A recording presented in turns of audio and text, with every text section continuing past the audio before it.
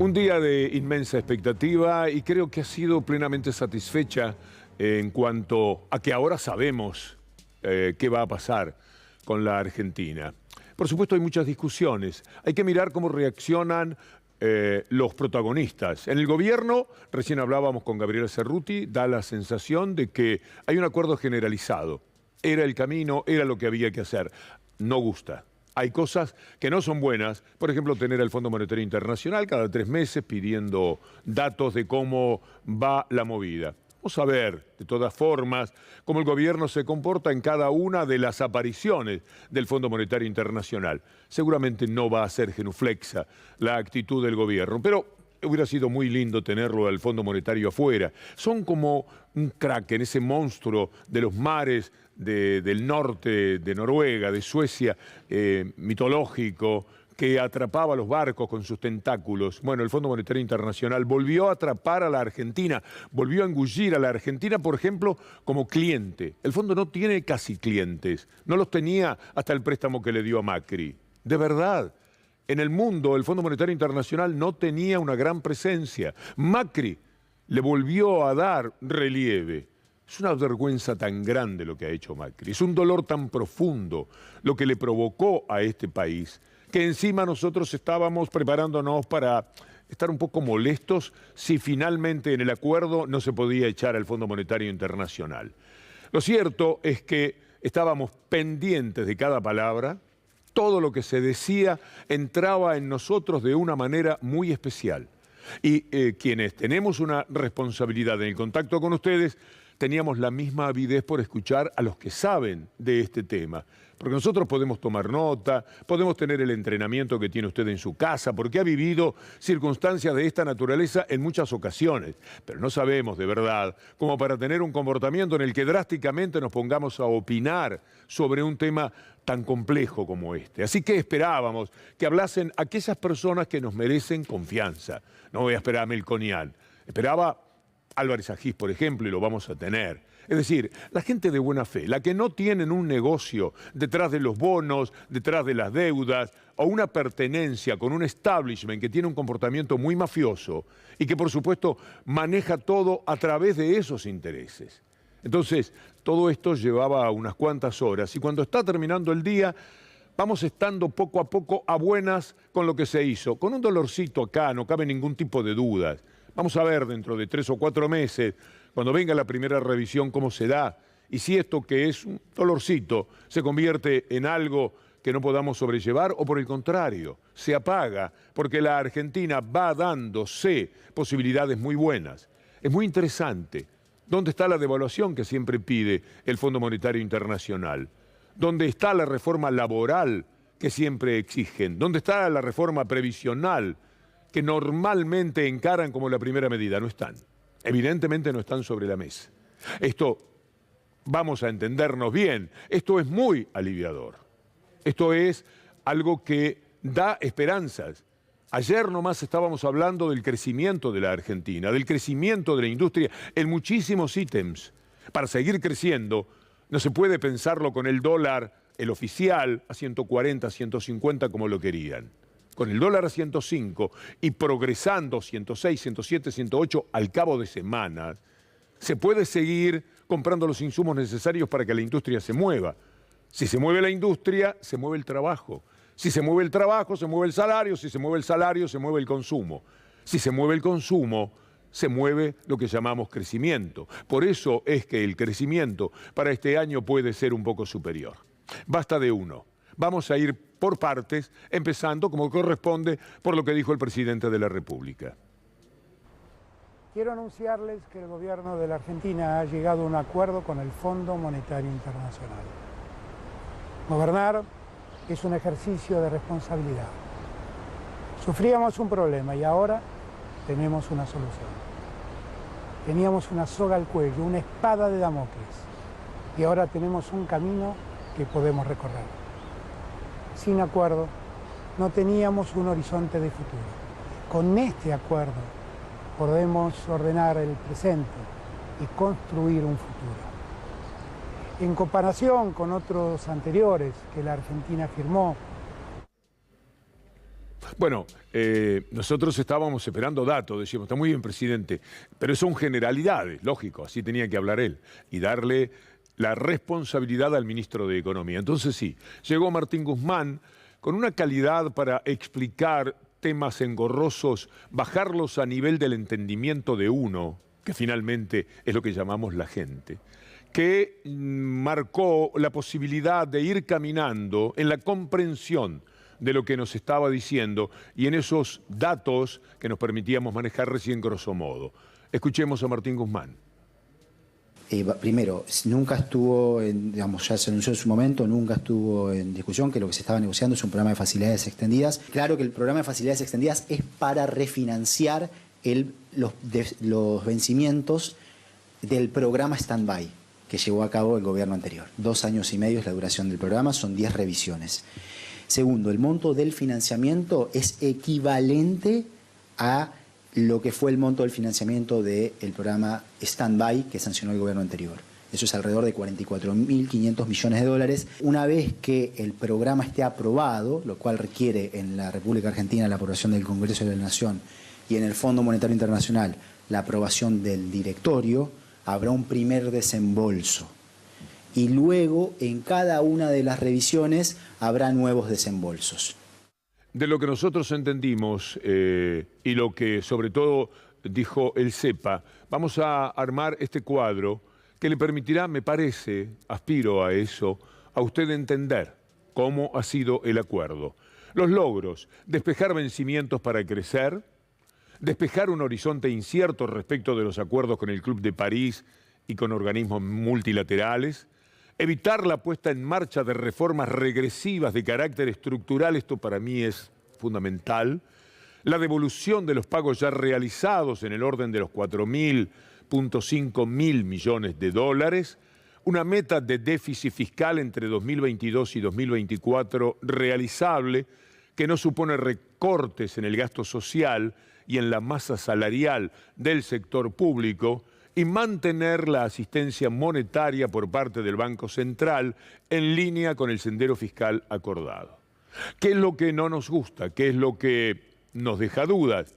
Lo ponemos también en pantalla y vamos a ver qué nos dice el tiempo, porque el acuerdo no garantiza que se pueda evitar la exposición a los incumplimientos y por ende al default ante cada revisión trimestral, que no vengan a embromar cada 3 meses, si no haces esto, otra vez caes en el default. Que no se permita esto.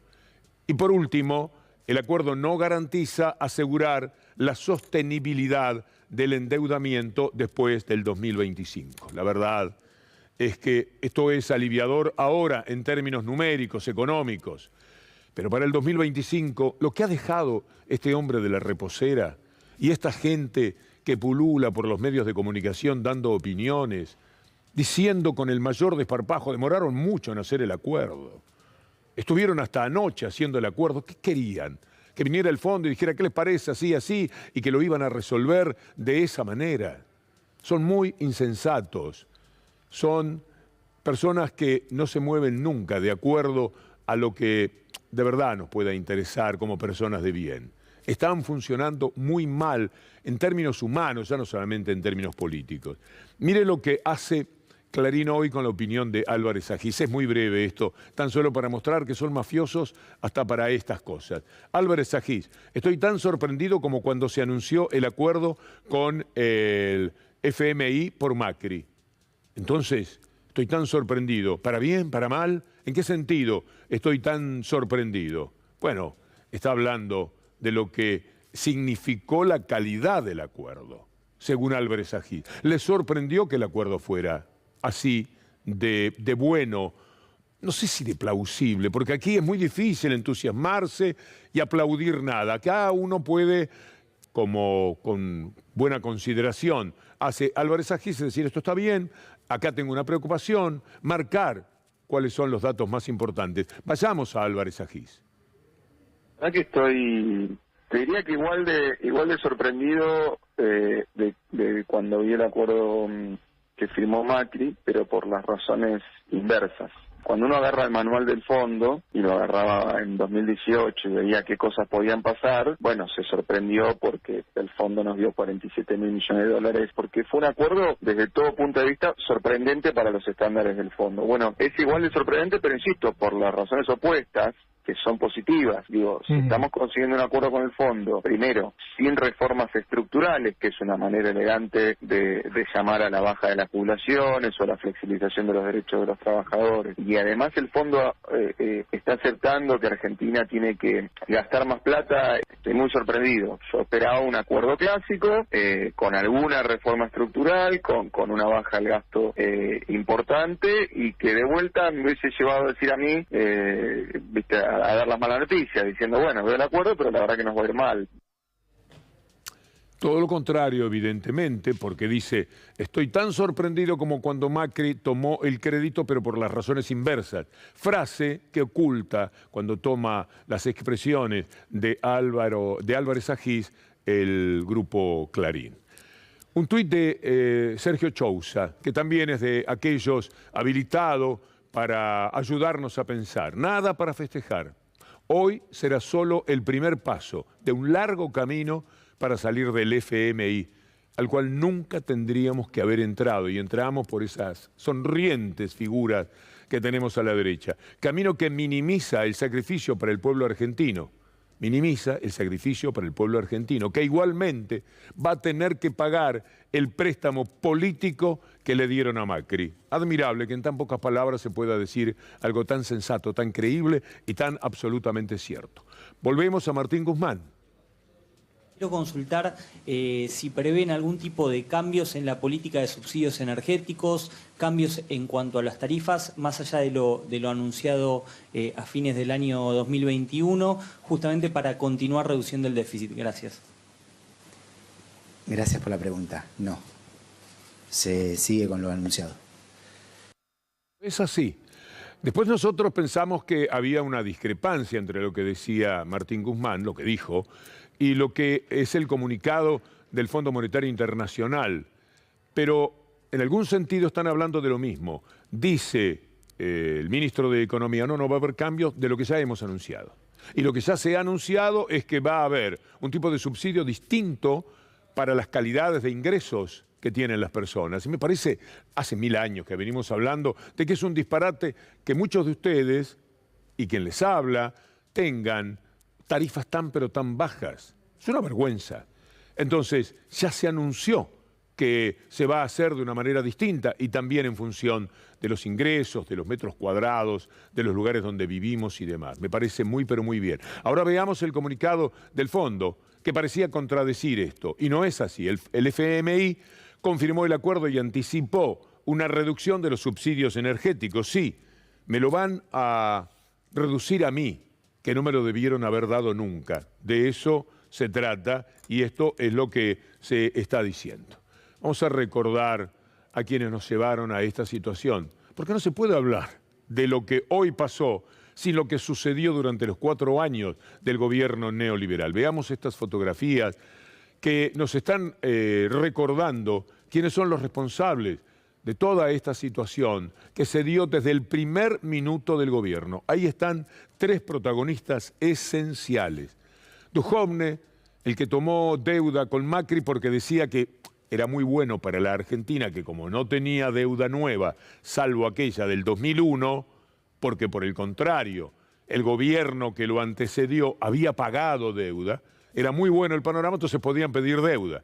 Y allí está la mujer que le dio, en medio de sonrisas y juegos de absurdas seducciones, toda esa plata para que Mauricio Macri dilapidara con sus amigos en una brutal fuga de capitales lo que pidió y que ahora tiene que pagar desangrándose quizás el pueblo argentino.